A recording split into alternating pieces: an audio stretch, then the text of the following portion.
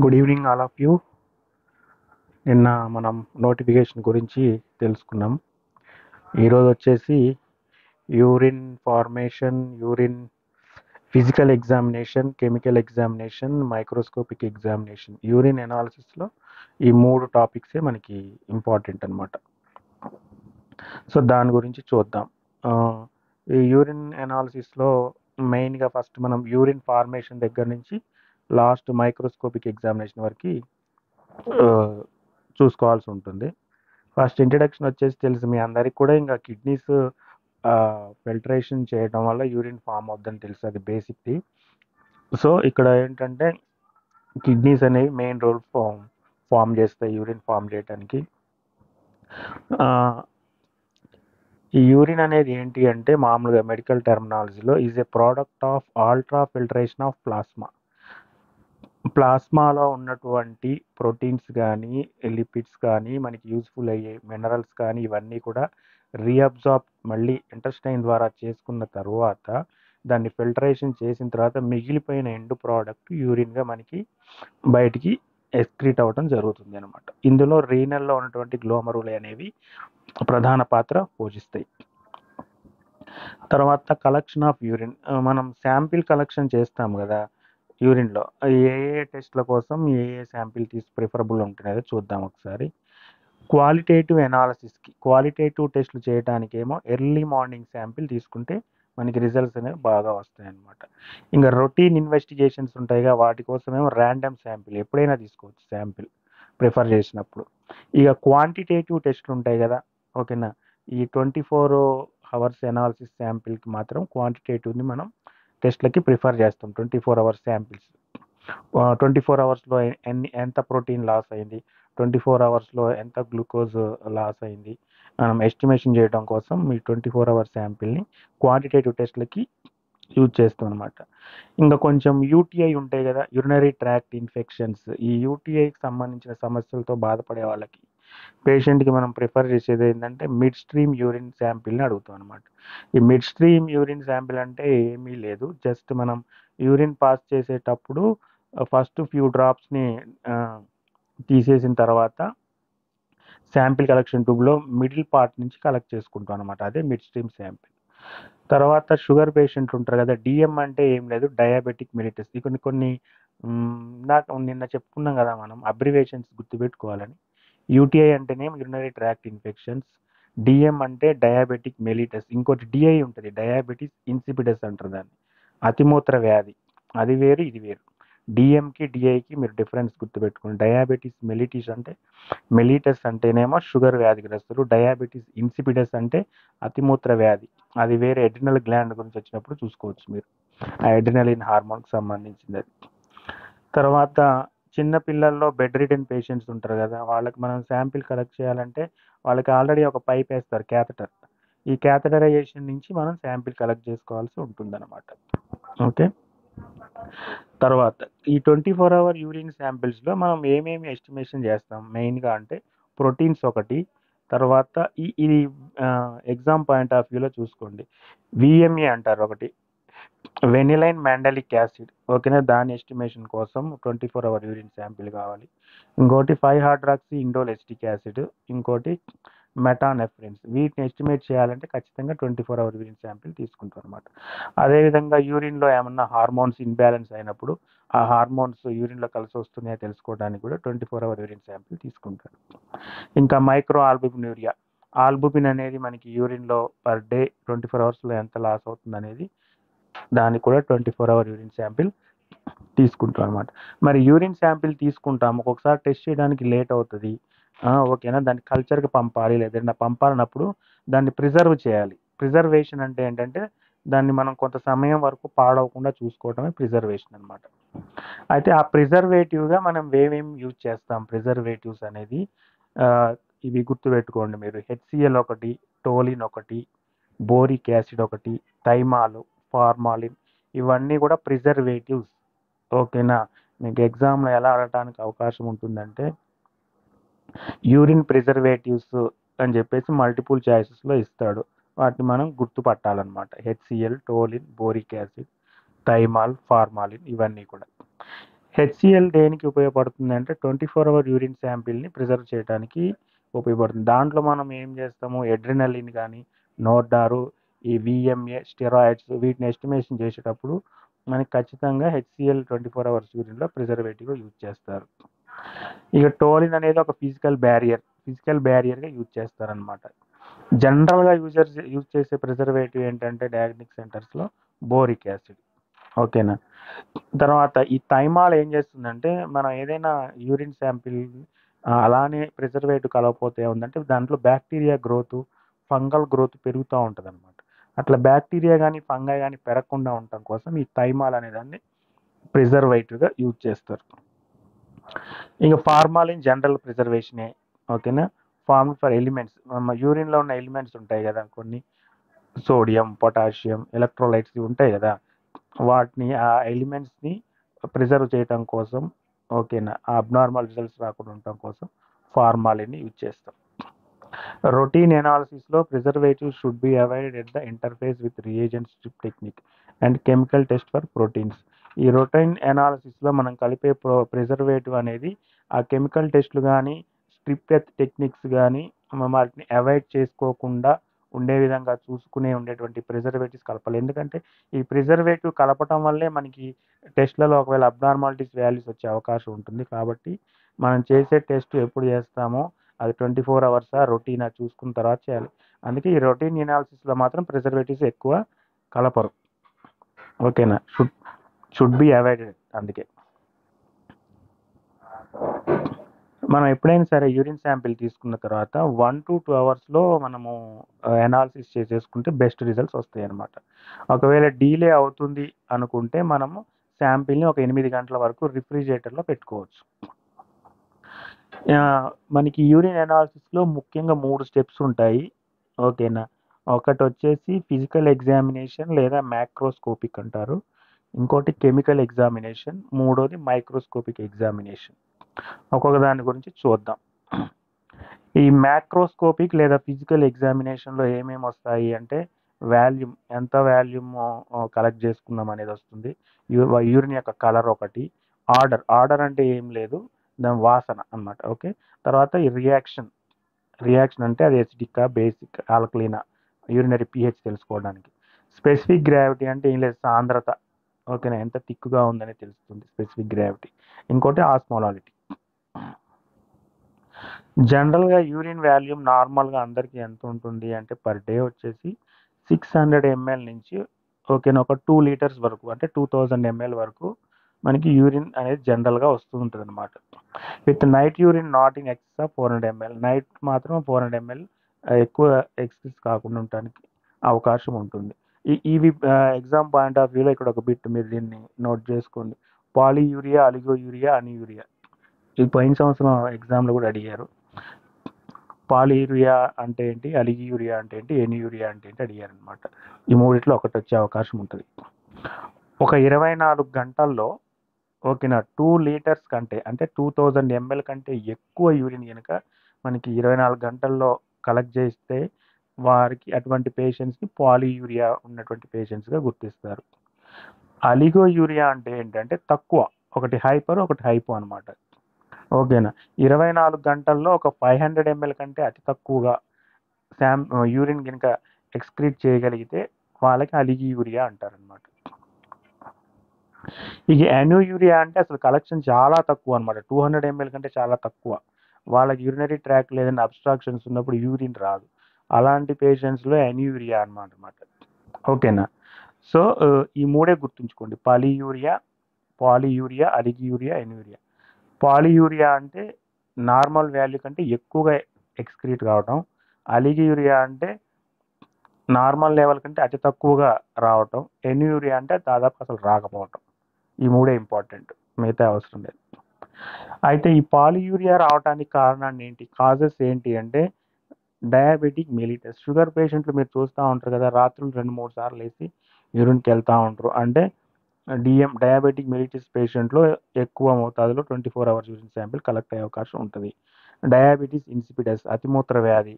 ఓకేనా. ఇది adrenaline hormone యొక్క అసమతుల్యత వల్ల వస్తుంది. ఓకేనా. ఈ డయాబెటీస్ ఇన్సిపిడస్ పేషెంట్స్, తర్వాత పాలిసిస్టిక్ కిడ్నీలో కనుక ఏమైనా సిస్టులు ఉన్నా కానీ ఎక్కువ సార్లు యూరిన్ వెళ్ళడానికి అవకాశం ఉంటుంది. క్రానిక్ రీనల్ ఫెయిల్యూర్, ఎప్పటి నుంచో కిడ్నీస్ పాడైన పేషెంట్స్కి కూడా, డయాలసిస్ మీద ఉన్న పేషెంట్స్కి కూడా పాలియూరియా ఉంటుంది. డయూరిటిక్స్, కొన్ని రకాల మెడిసిన్స్ మనం తీసుకోవడం వల్ల కానీ, లేకపోతే ఎప్పుడైనా సెలైన్ పెట్టినప్పుడు కానీ, గ్లూకోజ్ పెట్టినప్పుడు కానీ యూరిన్ ఎక్కువగా వచ్చే అవకాశం ఉంటుందన్నమాట. మరి అలిగ్యూరియా అంటే ఎక్కువ ఏ టైంలో తక్కువగా వస్తుంటే సాధారణంగా వేసవిలో, ఎండాకాలంలో డీహైడ్రేట్ అవుతూ ఉంటుంది బాడీ కాబట్టి, ఓకేనా, అప్పుడు మనకి యూరిన్ అనుకున్న నార్మల్ వాల్యూ కంటే తక్కువ వచ్చే అవకాశం ఉంటుంది. డయేరియా పేషెంట్స్లో కానీ, ఎవరికైనా వామిటింగ్స్ అయినప్పుడు కానీ, ఎక్సెసివ్ స్వెట్టింగ్, ఎక్కువ చెమటలు పట్టే వాళ్ళకి కానీ యూరిన్ కలెక్షన్ చాలా తక్కువ ఉంటుందన్నమాట. ఇక ఎక్యూట్ అప్పటికప్పుడు ఏమన్నా కిడ్నీస్లో గ్లోమరులర్ నెఫ్రైటిస్ ఏమన్నా ఫెయిల్యూర్ ఉంటే కూడా యూరిన్ ఎక్కువగా రాదు. కార్డియక్ ఫెయిల్యూర్, గుండెకి సంబంధించిన వ్యాధులు ఉన్న వాళ్ళకి కూడా ఎక్కువ యూరిన్ అలిగ్యూరియా పేషెంట్స్ ఉండొచ్చు. ఇంకా ఈ ఎన్యూరియా అనుగుణంగా అసలు రాకపోకుండా ఉంటుంది కదా, యూరిన్ కలెక్ట్ చేసుకుండా. కంప్లీట్ యూరినరీ ట్రాక్ట్ అబ్స్ట్రక్షన్ అంటే యూరిన్ పాస్ అయ్యేటువంటి ఆ కెనాల్లో ఎక్కడన్నా అబ్స్ట్రాక్షన్స్, అడ్డంకులు లేదా ట్యూమర్స్ ఉంటే వాళ్ళకి యూరిన్ రాదు కాబట్టి వాళ్ళకి ఎన్యూరియా పేషెంట్స్కి ట్రీట్ చేయొచ్చు. తర్వాత కలర్ అండ్ అపీరియన్స్. సాధారణంగా యూరిన్ కలర్ వచ్చేసి పేలేల్లో ఉంటుంది, లేత గడ్డి రంగు అంటారు. సో ఆ రంగులో ఉంటుంది, క్లియర్గా ఉంటుంది అనమాట. ఓకేనా. ఎందుకు మనకి యూరిన్ కలర్ పేలెల్లో ఉంటుంది, ఇది అడగడానికి అవకాశం ఉంటుంది. యూరిన్లో ఉన్నటువంటి యూరోక్రోమ్, ఓకే, యూరోక్రోమ్ అనేటువంటిది ఉండటం వల్ల యూరిన్కి పేలెల్లో రంగు వస్తుంది. ఓకేనా. ఒకవేళ కలర్లెస్ ఉంది అంటే మనం వాటర్ డైల్యూషన్ ఎక్కువ మోతాదులో బాగా వాటర్ తాగినప్పుడు యూరిన్ కలర్ ఏమీ ఉండదు. షుగర్ పేషెంట్లో, డయాబెటిక్ మెలిటస్ వాళ్ళకి యూరిన్ కలర్ ఉండదు. డయాబెటిక్ ఇన్సిపిటస్, అతిమూత్ర వ్యాధి వాళ్ళకు ఉండదు. డయూరిటిక్స్, కొన్ని రకాల మెడిసిన్స్ వాడే వాళ్ళకి కూడా యూరిన్ పెద్ద కలర్ ఏమీ ఉండదు. ఇది కొంతమందికి మిల్కీ కలర్లో ఉంటుంది, కైలూరియాలో వస్తుంది అనమాట. ఇది ఈ కైలూరియా పేషెంట్స్లో మిల్కీగా ఎందుకు ఉంటుంది అంటే పురలెన్ జెనిటరీ ట్రాక్ట్ ఇన్ఫెక్షన్. మనకి ఈ జెనిటల్ ట్రాక్ట్లో ఈ ఇన్ఫెక్షన్ రావటం వల్ల మనకి కలర్ అనేది మిల్కీగా ఉంటుంది. కైలూరియా పేషెంట్స్ ఉంటారు కొంతమంది, వాళ్ళలో ఇట్లా తెల్లగా వస్తుంది యూరిన్. మనం శాంపిల్ కలెక్ట్ చేసే తర్వాత ట్యూబ్లో మనకు అర్థమైపోద్ది కైలూరియా పేషెంట్. మన సున్నపు తేటలాగా తెల్లగా ఉంటుంది. ఒకవేళ ఆరెంజ్ కలర్లో ఉందంటే వాళ్ళ యూరిన్లో యూరోబైలినోజిన్ బయటికి వెళ్తుందని అర్థం. ఒకవేళ రెడ్ లేదా బీట్రూట్ రెడ్ కలర్ ఎప్పుడు వస్తుంది అంటే మనము బీట్రూట్ తింటాం కదా, బీట్రూట్ తిన్నప్పుడు మనకి నెక్స్ట్ పాస్ చేసే యూరిన్ కొంచెం రెడ్గా ఉండే అవకాశం ఉంటుంది. లేదా ఎక్కడన్నా మన యూరినరీ ట్రాక్ట్లో ఏదన్నా రప్చర్ అయినప్పుడు కూడా బ్లడ్ అనేది యూరిన్లో కలవటం వల్ల మనకి హెమటూరియా అంటారు. బ్లడ్ యూరిన్ కలిసి వస్తే ఆ కండిషన్ని హెమటూరియా అంటారు, ఇది గుర్తుపెట్టుకోండి. లేదా హిమోగ్లోబిన్యూరియా, ఓకేనా. హెమటూరియా అయితే గుర్తుపెట్టుకోండి. బీట్రూట్ తిన్నప్పుడు కూడా యూరిన్ కలర్ చేంజ్ కావచ్చు. లేదా బ్రౌన్ బ్లాక్ ఎప్పుడు వస్తుందంటే ఆల్కెప్టోన్యూరియా, మెలనిన్, ఇవి రెండు కూడా మనకి అబ్నార్మల్ కండిషన్స్ అనమాట. ఈ మెలనిన్ కానీ ఆల్కాప్టిన్ కానీ మనకి యూరిన్లో కనుక కనిపిస్తే అది బ్రౌన్ లేదా బ్లాక్లో ఉంటుంది, ఓకేనా, అది abnormal condition. Next urinary pH. ఈ యూరినరీ పీహెచ్ లేదా రియాక్షన్ అంటే ఏం లేదు, బ్లూ లిట్మస్ రెడ్ లిట్మస్ అవుతుంది కదా, అట్లాగే రెడ్ లిట్మస్ బ్లూ లిట్మస్ అవుతుంది కదా, దాన్నే రియాక్షన్ అంటారు. యూరిన్ యొక్క పీహెచ్ని తెలుసుకోవడం అనమాట. Reaction reflects ability of kidney to maintain normal hydrogen ion concentration in plasma. ఓకేనా. మనము ఆ లిట్మస్ పేపర్తో చెక్ చేసినప్పుడు అది ఎసిడిక్ ఉందా, ఆల్కలైన్ ఉందా అనేది తెలుస్తుంది అనమాట. నార్మల్గా యూరిన్ యొక్క pH 4.6 నుంచి 8 మధ్యలో ఉండే అవకాశం ఉంటుంది నార్మల్గా. నేను మొన్ననే చెప్పాను, నార్మల్ రేంజెస్ అనేది బుక్ టు బుక్ తేడా ఉంటాయి. సో మీరు మ్యాక్సిమం ఆ రేంజ్ అనేది కొంచెం గుర్తుపెట్టుకుంటే సరిపోద్ది. సో ఇక్కడ 4 to 6 to 8, ఓకేనా. మరి కొన్ని బుక్కుల్లో వేరే ఉంది కదా అంటే అట్లా ఒక్కొక్క బుక్లో ఒక్కొక్క రకంగా ఉంటుంది. అందుకే మన నార్మల్ రేంజ్ అనేది ఆ రేంజ్ గుర్తుపెట్టుకుంటే సరిపోద్ది. అయితే మనము ఈ పీహెచ్ని ఏ విధంగా తెలుసుకోవచ్చు అంటే లిట్మస్ పేపర్ ద్వారా తెలుసుకోవచ్చు, పీహెచ్ పేపర్ ద్వారా తెలుసుకోవచ్చు. ఇప్పుడు లేటెస్ట్గా స్ట్రిప్స్ వచ్చాయి, మీ అందరికీ తెలుసు. ఆ స్ట్రిప్స్ని అందులో ముంచితే కలర్ చేంజ్ అవుతుంది. సో దాన్ని బట్టి మనం బ్లూ లిట్మస్ని పేపర్ని రెడ్గా మారిస్తే అది యాసిడ్, దీనికి ఆపోజిట్లో రెడ్ని బ్లూగా మారిస్తే అది బేస్ లేదా ఆల్కలీ. ఎసిడిక్ యూరిన్ ఎటువంటి సిచ్యువేషన్లో ఎసిడిక్ యూరిన్ వస్తుంది? ఓకేనా, కీటోసిస్లో అంటే డయాబెటిక్ పేషెంట్లో, స్టార్వేషన్ అంటే బాగా ఆకలిగా ఉన్నప్పుడు, అటువంటి టైంలో, ఫీవర్ ఉన్నప్పుడు ఎసిడిక్ కండిషన్ ఉండే అవకాశం ఉంటుందన్నమాట. ఓకేనా, బాడీలో గ్యాస్ట్రైటిస్ ఉంటుంది కదా, సిస్టమిక్ ఎసిడోసిస్లో ఉన్నప్పుడు కూడా ఎసిడిక్ యూరిన్ రావచ్చు. తర్వాత యూరినరీ ట్రాక్ట్ ఇన్ఫెక్షన్ అనేది ఈకోలై అనే బ్యాక్టీరియా వల్ల జరిగినప్పుడు అప్పుడు ఆ కండిషన్లో యూరిన్ ఎసిడిక్ ఉండొచ్చు. ఓకేనా, ఎసిడిఫికేషన్ థెరపీ చేసినప్పుడు, ఎక్కువ ప్రోటీన్ ఉన్న ఆహారం తీసుకున్నప్పుడు ఎసిడిక్ యూరిన్ రావచ్చు. మరి ఆల్కలీన్ యూరిన్ ఎప్పుడు వచ్చే అవకాశం ఉంటుంది అంటే, ఎవరైతే స్ట్రిక్ట్ వెజిటేరియన్స్ ఉంటారో కానీ అస్సలు నాన్ వెజ్ తీసుకోని వాళ్ళకు దాదాపుగా ఆల్కలీన్ కండిషన్లోనే ఉంటుంది. అలాగే సిస్టమిక్ ఆల్కాసిస్లో యూటీఐ అనేది సూడోమానాస్ లేదా ప్రోటియస్ అనే బ్యాక్టీరియా వల్ల జరిగితే ఆల్కలీన్ ఉండొచ్చు. ఓకేనా, అక్కడ ఈకోలై వల్ల జరిగితేనేమో యూరినరీ ట్రాక్ట్ ఇన్ఫెక్షన్ మనకి ఎసిడిక్ కండిషన్లో ఉంటుంది. ఒకవేళ ఈ సూడోమోనాస్ లేదా ప్రోటియస్ అనే బ్యాక్టీరియా వల్ల ఇన్ఫెక్షన్ వస్తే మాత్రం ఆల్కలీన్లో వచ్చే అవకాశం ఉంటుందన్నమాట. ఓకేనా, తర్వాత నెక్స్ట్ ఆర్డర్, వాసన, యూరిన్ యొక్క వాసన ఎలా ఉంటుంది? నార్మల్గా ఆరోమాటిక్గా ఉంటుంది. ఓకేనా, ఆరోమాటిక్ ఇది కూడా ఇంపార్టెంట్ బిట్. ఎందుకు ఆరోమాటిక్గా ఉంటుంది ఆర్డర్ అంటే, దాంట్లో వాలటైల్ ఫ్యాటీ యాసిడ్స్ ఉంటాయి. ఓకేనా, వాలటైల్ ఫ్యాటీ యాసిడ్స్ ఉండటం వలన ఆర్డర్ అనేది ఆరోమాటిక్గా ఉంటుంది. ఒక్కొక్కసారి అమోనియా వాసన వస్తుంది. అమోనియా వాసన రావడానికి కారణం ఏంటంటే, అందులో ఈకోలై బ్యాక్టీరియా ఇన్ఫెక్షన్ ఈకోలై ఉండటం వల్ల అమోనియా ఆర్డర్ రావచ్చు. ఫ్రూటీ స్మెల్ వస్తుంది. ఎప్పుడు కీటోన్ బాడీస్ కనుక యూరిన్లో బయటికి ఎక్స్క్రీట్ అవుతే అప్పుడు మనకి ఆర్డర్ అనేది ఫ్రూటీ స్మెల్ వస్తుంది. స్టార్వేషన్ అంటే మనము స్టార్వేషన్ అంటే దాన్ని ఏమంటారంటే తెలుగులో ఉపవాసం. ఉపవాసం ఉంటారు కదా, అటువంటి టైంలో కూడా ఈ స్టార్వేషన్ సిచ్యువేషన్స్లో ఫ్రూటీ స్మెల్ అనేది వస్తుంది. ఇంకోటి మస్టీ స్మెల్, ఫినైల్ కీటోన్ బాడీకి సంబంధించి ఫినైల్ కీటోన్స్ అనేవి యూరిన్లో ఎక్స్క్రీట్ అయినప్పుడు మస్టీ స్మెల్ వస్తుంది అనమాట. ఫిషీ స్మెల్, చేపల వాసన ఎప్పుడు వస్తుంది? యూరినరీ ట్రాక్ట్ ఇన్ఫెక్షన్ అనేది ప్రోటియస్ అనే బ్యాక్టీరియా వల్ల జరిగినప్పుడు ఫిషీ స్మెల్ అనేది వస్తుంది. ఎగ్జామ్ పాయింట్ ఆఫ్ వ్యూలో ఇవి బిట్స్ అనమాట. ర్యాన్సిడ్ స్మెల్ ఎప్పుడు వస్తుంది? ఓకేనా, ఈ ర్యాన్సిడ్ స్మెల్ అంటే ఏంటంటే, ఈ డాల్డా కానీ కొవ్వులు కానీ ఎక్కువసేపు నిల్వ ఉంచినప్పుడు ఒక రకమైన వాసన వస్తుంది కదా, అది ర్యాన్సిడ్ స్మెల్ అనమాట.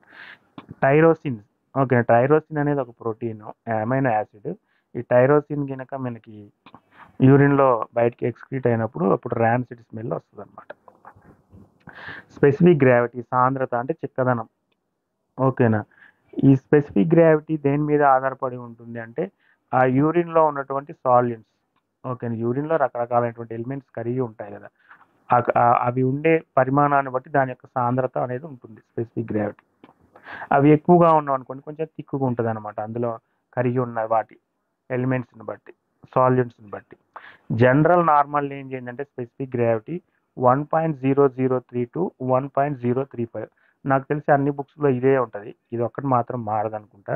1.003 నుంచి 1.035 దీని యొక్క యూరిన్ యొక్క స్పెసిఫిక్ గ్రావిటీ అది. అయితే ఈ స్పెసిఫిక్ గ్రావిటీని మనం వివిధ రకాలుగా తెలుసుకోవచ్చు. యూరినోమీటర్ ఉపయోగించి తెలుసుకోవచ్చు, రిఫ్రాక్టోమీటర్ని ఉపయోగించి తెలుసుకోవచ్చు, లేదా రియేజెంట్ స్ట్రిప్స్ వచ్చినాయి ఇప్పుడు వాటిని ఉపయోగించి తీసుకోవచ్చు. Falling drop method.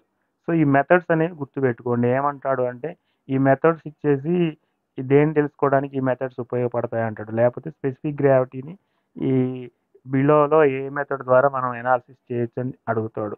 సో ఇక్కడ 4 మెథడ్స్ ఉన్నాయి: urinometer, refractometer, reagent strip, falling drop method. వీటితోటి మనం స్పెసిఫిక్ గ్రావిటీ తెలుసుకోవచ్చు.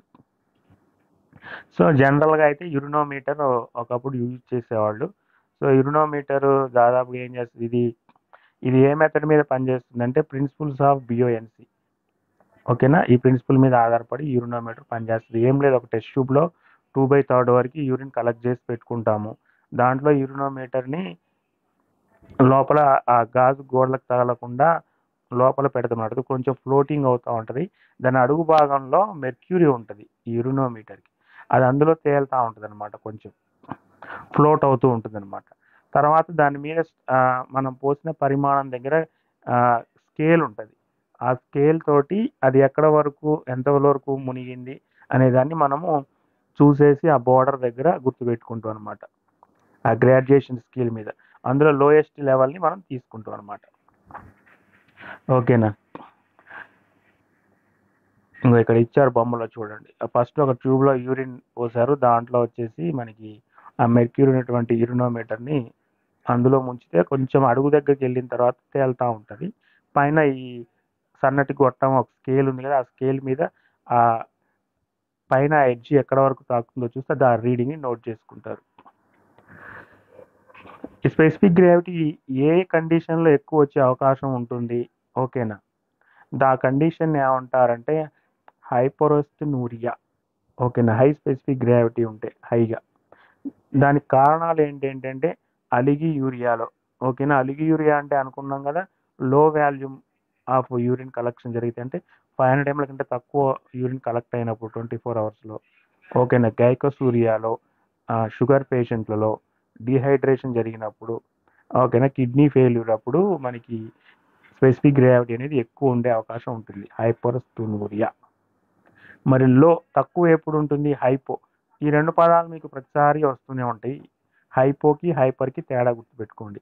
హైపర్ అంటే ఏ వాల్యూ అయినా ఎక్కువ ఎక్కువ ఉంటే దాన్ని హైపర్ అంటారు. ఏదైనా వాల్యూ నార్మల్ ఎందుకంటే తక్కువగా ఉంటే దాన్ని హైపో అనే పదాలు ముందు తగిలిస్తారు. హైపోస్తనూరియా అంటే తక్కువ స్పెసిఫిక్ గ్రావిటీ ఉన్న సిచ్యువేషన్స్. ఎందులో పాలియూరియాలో. అక్కడేమో అలివి యూరియాలో హైపర్ ఉంది, ఇక్కడ పాలియూరియాలో మనకి లో స్పెసిఫిక్ గ్రావిటీ ఉందన్నమాట, ఓకేనా. గ్లోమరులర్ నెఫ్రైటిస్లో, డయాబెటీస్ ఇన్సిపిడస్లో, ఓకేనా, మనకి వాల్యూస్ అనేది తక్కువగా ఉండే అవకాశం ఉంటుందన్నమాట. కొన్ని రకాల కిడ్నీ డిసీజెస్లో, క్రానిక్ రీనియల్ ఫెయిల్యూర్ అయినా కానీ, ఓకేనా, మన కిడ్నీ అనేది పనిచేసే ఇటువంటి తత్వాన్ని కోల్పోయినప్పుడు కూడా ఇటువంటి సిచ్యువేషన్స్ ఎదురవుతాయి. ఆస్మోలాలిటీ. ఆస్మోలాలిటీ అంటే ఏంటి, normal adult with normal fluid intake will produce urine 500 to 800 m osmolality per KG of water. ఇది గుర్తుపెట్టుకోండి. ఆస్మాలిటీ నార్మల్ అడల్ట్ అయితే 500 to 850 వరకు ఉంటుందన్నమాట. The normal kidney is able to produce urine osmolality in the range of 8 to 1400 MOSM per KG in dehydration and minimal osmolality. ఒకవేళ dehydration సిచ్యువేషన్లో ఇది తగ్గే అవకాశం ఉందన్నమాట. ఈ నార్మల్ రేంజ్ ఒకటి గుర్తుపెట్టుకోండి, 500 to 850 అనేది గుర్తుపెట్టుకోండి. ఇక మనకి ఫిజికల్ ఎగ్జామినేషన్ చూసుకున్నాక అందులో ఏమేమి వచ్చినాయి, ఆర్డర్ ఒకటి వచ్చింది, ఓకేనా. స్పెసిఫిక్ గ్రావిటీ వచ్చింది, pH ఒకటి వచ్చింది, కలర్ ఒకటి వచ్చింది. అవే ఇక అంతకంటే ఎక్కువే ఉండవు. Next urine chemical examination. ఈ కెమికల్ ఎగ్జామినేషన్లో మనకి ఏమేమి ఉంటాయి, ప్రోటీన్స్ ఇంపార్టెంటే, ఓకేనా. షుగర్స్ ఎస్టిమేషన్ చేస్తాము, కీటోన్ బాడీస్, తర్వాత bilirubin, bile salts, urobilinogen, blood. So వీటిలో కొన్నిటికి కొంతమంది సైంటిస్టులు కొన్ని రకాల టెస్టుల ద్వారా ఐడెంటిఫై చేశారు, వాళ్ళు వాళ్ళ పేర్లే పెట్టుకున్నారు. సో అవి మీరు గుర్తుపెట్టుకోవాలి ఇందులో. ఫస్ట్ టెస్ట్ ఆఫ్ ప్రోటీన్స్ ఎస్టిమేషన్లో ఇప్పుడంటే మనం ప్రోటీన్ టెస్ట్కి రియేజెంట్ స్ట్రిప్స్ వాడుతున్నాము, ఓకేనా. గతంలో అయితే హీట్ టెస్ట్ ఉండేదన్నమాట. ఒక టెస్ట్ ట్యూబ్లో మనము 2/3 వరకు యూరిన్ కలెక్ట్ చేసేసి దాన్ని కొంచెం ఇంక్లైన్ పొజిషన్ పెట్టి హీట్ చేస్తాం, ఓకేనా. దీంట్లో మనం ఏం చేస్తాము, యూజ్ చేసే కెమికల్ పేరు ఏంటంటే acetic acid test. Acetic acid test అన్నా హీట్ టెస్ట్ అన్నా రెండు ఒకటే. దీన్ని దేనికి యూజ్ చేస్తాము అంటే ప్రోటీన్స్ని ఎస్టిమేషన్ చేయడానికి యూరిన్లో. సో దీంట్లో ఉన్న ప్రిన్సిపల్ ఏంటి అంటే ప్రోటీన్స్ అనేవి జనరల్గా హీట్ చేసినప్పుడు డీజనరేట్ అవుతాయి, అదేవిధంగా కొయాగులేషన్ అవుతాయి, ఓకేనా. డీజనరేట్ అవుతాయి, కొయాగులేషన్ అవుతాయి. దానివల్ల ఏమవుతుంది, మనం ఏ ప్రాంతం వరకు అప్పర్ పార్ట్లో హీట్ చేస్తామో అంతవరకు అది కొంచెం క్లౌడీగా ప్రెసిపిటేట్ ఫామ్ అవుతుంది అనమాట, ఓకేనా. ఇంకా ఇక్కడ ఏం జరిగింది, 2/3 టెస్ట్ ట్యూబ్లో యూరిన్ తీసుకొని అప్పర్ పార్ట్ని మనము హీట్ చేయడం జరుగుద్ది అనమాట, ఓకేనా. ఒకవేళ అందులో కనుక ఫాస్ఫేట్స్ కానీ, కార్బోనేట్స్ కానీ, ప్రోటీన్స్ కానీ ఉంటే మనకి వైట్ క్లౌడ్ ఒకటి ఫార్మేషన్ అవుతుంది, ఓకేనా.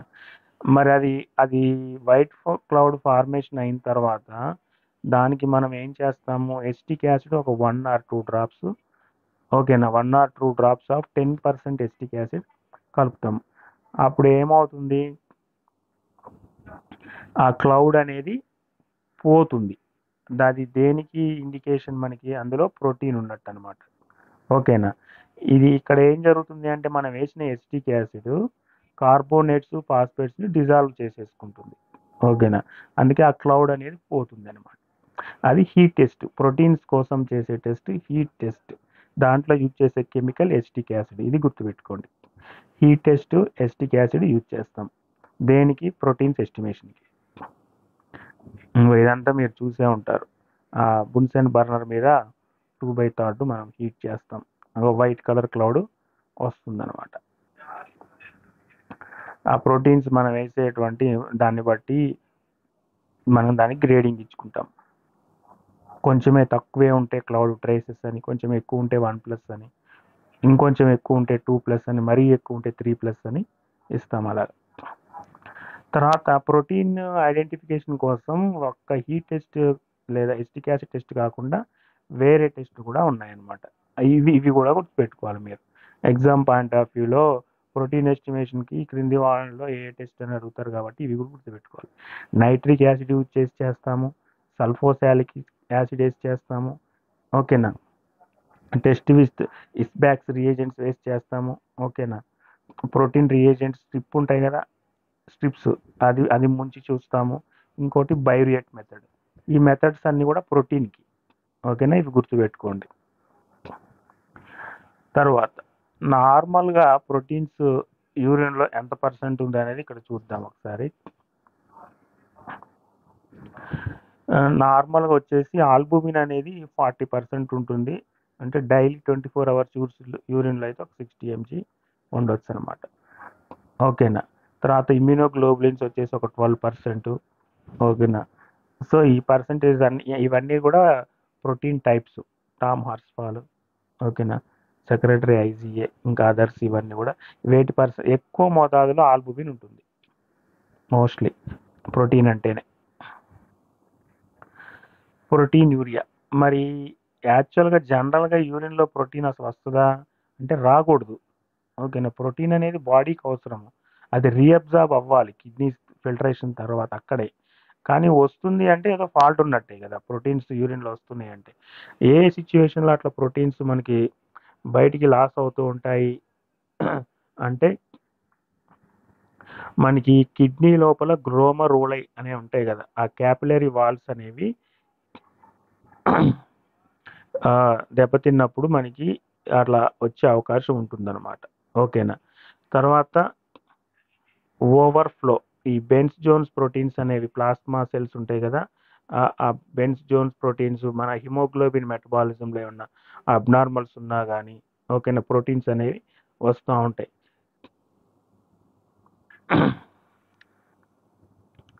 మైక్రో ఆల్బుమినూరియా ఏ కండిషన్ అంటారు అంటే it is presence of albumin in urine above normal level.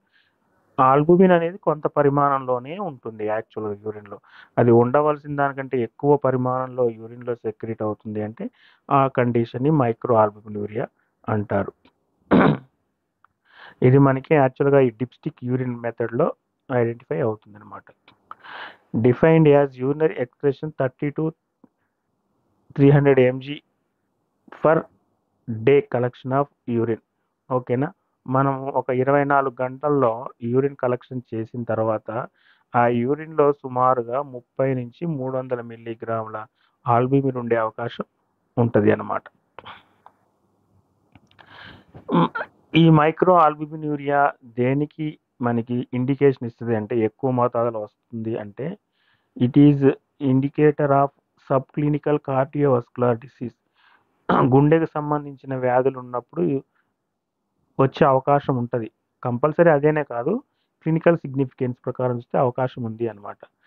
తర్వాత కిడ్నీ డిసీజ్లో కూడా మనకి ఆల్బుమిన్ అనేది బయటకు వస్తుంది, ఎందుకంటే రీఅబ్జార్బ్ కాదు, యూరిన్లో బయటికి వచ్చేస్తుంది అనమాట. డయాబెటీస్ మెలిటస్, షుగర్ పేషెంట్లో కూడా, హైపర్ టెన్షన్, బీపీ ఎక్కువ ఉన్న వాళ్ళకు కూడా. ఓకేనా. ఈ మైక్రో ఆల్బుమినూరియా అనేది నార్మల్ కంటే ఎక్కువ ఉండే అవకాశం ఉంటుంది. మల్టిపుల్ ఆర్గాన్ ఫెయిల్యూర్లో కానీ, ఓకేనా, రెస్పిరేటరీ ఫెయిల్యూర్లో కానీ, లంగ్స్ ఫెయిల్ అయినప్పుడు కానీ అవకాశం ఉంటుంది. మరి ఈ ఆల్బుమిన్ని మనం ఏ విధంగా డిటెక్ట్ చేయొచ్చు అంటే measurement of albumin creatinine ratio. ఓకేనా, క్రియాటిన్కి ఆల్బుమిన్కి రేషియో చూసుకుంటే ఒక ర్యాండమ్ యూరిన్ శాంపిల్లో దాన్ని బట్టి డిటెక్షన్ చేయవచ్చు. ఎర్లీ మార్నింగ్ శాంపుల్లో ఆల్బుమిన్ చూస్తే దాన్ని బట్టి కూడా డిటెక్ట్ చేయొచ్చు. అదేవిధంగా 24 అవర్స్ యూరిన్ శాంపిల్లో కూడా. ఈ బెన్స్ జోన్స్ ప్రోటీన్స్ అంటే ఏంటో చూద్దాం. These are monoclonal immunoglobulin light chains synthesized by neoplastic plasma cells. ఓకేనా, అయితే ఈ బెన్స్ జోన్స్ ప్రోటీన్స్ అనేవి ఎటువంటి సిచ్యువేషన్స్లో మనకి యూరిన్లో వచ్చే అవకాశం ఉంటుందంటే మల్టిపుల్ మైలోమా అంటారు, వన్ ఆఫ్ ది క్యాన్సర్ అనమాట. ఇది మల్టిపుల్ మైలోమా అనేది ఒక క్యాన్సర్ వ్యాధి, దాంట్లో వస్తాయి ఈ బెన్స్ జోన్స్ ప్రోటీన్స్. ఓకేనా, ఇంకోటి మ్యాక్రోగ్లోబినోమియాసిస్లో వస్తుంది, ప్రైమరీ అమైలోడాసిస్. ఇటువంటి సిచ్యువేషన్లో ఈ బెన్స్ జోన్స్ ప్రోటీన్స్ అనేవి యూరిన్లో వచ్చే అవకాశం ఉంటుందన్నమాట. ఈ బెన్స్ జోన్స్ ప్రోటీన్స్ని గుర్తించడానికి యూజ్ చేసే టెస్ట్ ఏంటి అనేది అవకాశం ఉంది. ఓకేనా, థర్మల్ మెథడ్ ఏం లేదు, జస్ట్ మీరు మన హీట్ టెస్ట్ ఉంది కదా యూరిన్, అది అది రెండు సేమ్ ఉంటాయి. ఓకేనా, ఇందులో ఉండే ప్రిన్సిపల్ ఏంటి, proteins have unusual property of precipitating at 40 to 60, then dissolving when the urine brought to boiling point. మనకి ఇవి ఏమవుతాయంటే మన ఈ బెన్స్ జోన్స్ ప్రోటీన్స్ అనేవి యూరిన్ని మనం హీట్ చేసుకుంటూ వెళ్తూ ఉన్నప్పుడు ఒక టెస్ట్ ట్యూబ్లో తీసుకొని ఆ వాటర్ బాత్లో మనం టెంపరేచర్ని థర్మోస్టాట్తో కంట్రోల్ చేయొచ్చు కదా, అలా ఆ టెంపరేచర్ అనేది 40 నుంచి 60 డిగ్రీలు చేసుకున్నప్పుడు ఆ యూరిన్లో ఉన్నటువంటి ట్యూబ్లో ఉన్నటువంటి యూరిన్లో ప్రెసిపిటేట్ అనేది ఫామ్ అవుద్ది అనమాట. ఓకేనా, ప్రెసిపిటేట్ ఫామ్ అయిందంటే దాదాపుగా ప్రోటీన్స్ ఉన్నట్టే. అదే ఆ టెంపరేచర్ని మనం 100 డిగ్రీల వరకు పెంచుకుంటూ పోతే ఏమవుద్దంటే 100 డిగ్రీల వద్ద ఆ ప్రెసిపిటేట్ మళ్ళీ కరిగి డిజాల్వ్ అయిపోద్ది, నార్మల్ అయిపోద్ది. మళ్ళీ ఎప్పుడైతే మనం కూల్ చేస్తున్నామో మళ్ళీ అప్పుడు రీఅపియర్ అవుద్ది అనమాట ఆ ప్రెసిపిటేట్. సో ఈ బెన్స్ జోన్స్ ప్రోటీన్స్ అలానే 40 నుంచి 60 డిగ్రీల దగ్గర వద్ద ప్రెసిపిటేట్ లాగా ఫామ్ అవుతాయి, 100 డిగ్రీలకు పెంచుకున్నప్పుడేమో కరిగిపోద్ది, మళ్ళీ కూల్ చేసుకుంటూ వచ్చినప్పుడు మళ్ళీ రీఅపియర్ అవుద్ది ఆ ప్రెసిపిటేట్. ఇంకా అదే మనకి గుర్తు, అవి బెన్స్ జోన్స్ ప్రోటీన్స్ అని. నెక్స్ట్ వచ్చేసి షుగర్ టెస్ట్ అందరికీ తెలిసిందే, బెండిక్స్ సొల్యూషన్స్తో చేస్తాము. ఓకేనా, సెమీ క్వాలిటేటివ్ మెథడ్ కింద వస్తుంది అనమాట. దీంట్లో ఉన్న ప్రిన్సిపల్ని గుర్తుపెట్టుకోండి. ఈ బెండిక్స్ రియేజెంట్స్ బ్లూ కలర్లో ఉంటుందిగా, మీరు అందరు చూసే ఉంటారు. ఓకేనా, ఈ బెండిక్ సొల్యూషన్ అంటే ఏమీ లేదు, కాపర్ సల్ఫేట్ ఉంటుంది, దాని యొక్క కెమికల్ నామక్లేచర్ ప్రకారం CuSO4. CuSO4 అంటే కాపర్ సల్ఫేట్. ఓకేనా, అందులో ఉండేది అదే అనమాట. ఎప్పుడైతే రెడ్యూసింగ్ షుగర్స్ అంటారు. ఓకేనా, ఈ షుగర్ అనేది గ్లూకోజ్ ఉంది కదా, అది కూడా రెడ్యూసింగ్ షుగర్. యూరిన్లో ఉన్న గ్లూకోజు ఈ కాపర్ సల్ఫేట్ తోటి హీట్ సమక్షంలో రియాక్షన్ చెందినప్పుడు ఈ కాపర్ సల్ఫేట్లో ఉన్న క్యూప్రిక్ అయాన్స్ అనేవి క్యూప్రస్ ఆక్సైడ్గా రియాక్షన్ అవుతుంది. దేంతో కలిసి, యూరిన్లో ఉన్న గ్లూకోజ్తో కలిసి క్యూప్రిక్ అయాన్స్ క్యూప్రస్ ఆక్సైడ్గా కన్వర్ట్ అవుతాయి అనమాట హీట్ చేసినప్పుడు. ఆ క్యూప్రస్ ఆక్సైడ్కి ఏముంటుంది, క్యూప్రిక్ అయాన్స్కి ఏమో బ్లూ కలర్ ఉంటుంది. ఈ క్యూప్రస్ ఆక్సైడ్గా ఫామ్ అయితే అది ఏమవుద్ది, మనం కలిపి అందులో ఉన్నటువంటి షుగర్ యొక్క లెవెల్ని బట్టి దీని కలర్ అనేది గ్రీన్ ఉండొచ్చు, ఆరెంజ్ ఉండొచ్చు, బ్రిక్ రెడ్ ఉండొచ్చు, జరిగిన రియాక్షన్ ప్రకారం. ఓకేనా, అట్లా హీట్ చేసినప్పుడు కలర్ ఫామ్ అవుద్ది. మెయిన్ ఇదే, క్యూప్రిక్ అయాన్స్ క్యూప్రస్ ఆక్సైడ్గా కన్వర్ట్ అవుతాయి షుగర్స్ సమక్షంలో. ఇదే ప్రిన్సిపల్ అనమాట. దీంట్లో ఏం చేస్తాము, 5 ml బెండిక్ రియేజెంట్ తీసుకుంటాము టెస్ట్ ట్యూబ్, దాంట్లో ఒక 8 drops యూరిన్ వేసి బాయిల్ చేస్తాం అనమాట. బాయిల్ చేసిన తర్వాత కూడా బ్లూ లాగే ఉంటే నెగిటివ్, ఎల్లో కలర్లోకి వచ్చింది అంటే ఒక 1+ ఇస్తాం, అంటే 0.5% వరకు ఉండొచ్చు అని. లేదా గ్రీన్ కలర్లోకి వచ్చింది అంటే 2+ ఇస్తాము, ఎల్లో లేదా ఆరెంజ్ వచ్చింది అంటే 3+ ఇస్తాము, ఇంకా బ్రిక్ రెడ్ కలర్లో వచ్చిందంటే 4+ ఇస్తాం అనమాట. ఇక్కడ చూపించారు కదా బొమ్మలో, చూడండి. ఆ బెండిక్ సొల్యూషన్ టెస్ట్ ట్యూబ్లో చూసుకొని మనం హీట్ చేస్తాము. 8 drops యూరిన్ వేసిన తర్వాత కలర్ చేంజింగ్, ఇక్కడ గ్రీన్ వచ్చింది అనమాట. ఓకేనా, హీట్ చేస్తున్న కొద్దీ కలర్ చేంజ్ అవుతుంది. ఫస్ట్ బ్లూ ఉంటుంది, గ్రీన్ వస్తేనేమో ట్రేసెస్ అమౌంట్లో ఉన్నట్టు, ఎల్లో వస్తే 1+ ఉన్నట్టు, ఆరెంజ్ వస్తే 2+ ఉన్నట్టు, ఇంకా బ్రిక్ రెడ్ వస్తే 3+, 4+ వరకు వచ్చుకోవచ్చు కలర్ని బట్టి. సో ఈ బెండిక్స్ టెస్ట్ ఏం చేస్తుంది? ఆల్ రెడ్యూసింగ్ షుగర్స్ అంటే రెడ్యూసింగ్ షుగర్స్ ఏంటి ఇక్కడ? గ్లూకోజ్, ఫ్రక్టోజ్, ఇవి రెడ్యూసింగ్ షుగర్స్. ఇవి గనక ఈ కాపర్ సల్ఫేట్తో హీట్ సమక్షంలో రియాక్షన్ చెందినప్పుడు కలర్ చేంజ్ అనేది అవుతుంది అనమాట. Sensitivity of the test is about 200 mg.